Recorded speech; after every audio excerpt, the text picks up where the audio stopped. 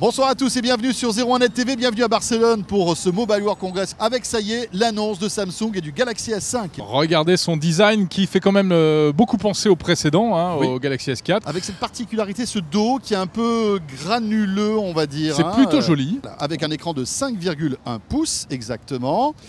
C'est un écran Full HD, Super AMOLED. La grosse nouveauté, eh bien, c'est l'arrivée, comme on s'en doutait un petit peu, d'un capteur d'empreinte digitale sur ce smartphone. Ils ont mis le capteur dans l'écran. Et alors un capteur qui va servir à quoi? Eh bien, à déverrouiller le smartphone, mais également, par exemple, à s'authentifier pour faire des achats. Oui, et notamment avec PayPal, puisque Samsung a passé un accord avec PayPal. Autre particularité de ce Galaxy S5, c'est qu'il est étanche, Jérôme. Ah oui. Ça, c'est quand même une sacrée news.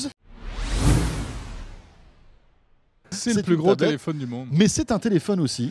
Oui, alors c'est une tablette 7 pouces, mais c'est en fait une phablette, puisqu'on peut téléphoner. Alors, particularité, Huawei bat un record, c'est la tablette et c'est le smartphone le plus fin au monde, en tout cas la tablette la plus fine au monde, encore plus fine que l'iPad Air. Et puis, il faut savoir aussi que l'écran représente 80% de la surface, ce qui fait que les bords sont très très très fins et ils ont été renforcés justement pour supporter les chocs. Un système assez étrange, je dirais. Ce sont les boutons, les 3 boutons Android, qui ne sont pas en fixe en fait.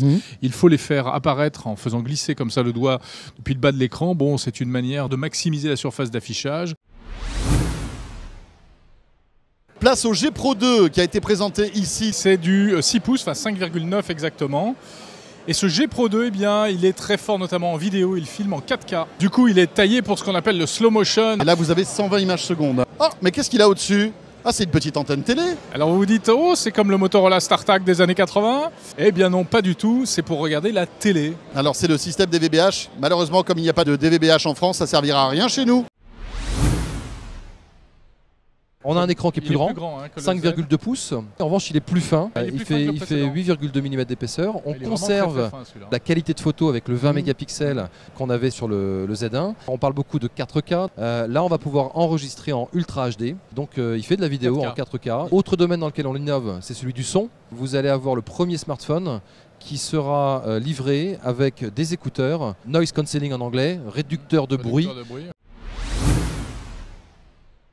Ceci est une révolution, c'est écrit là, c'est le Black Phone, un smartphone ultra sécurisé. Le Black Phone est basé sur un kernel, sur un cœur Android. Sur ce cœur Android, nous avons rajouté une couche de système opératif qui s'appelle Private OS pour fermer toutes les possibles portes d'entrée.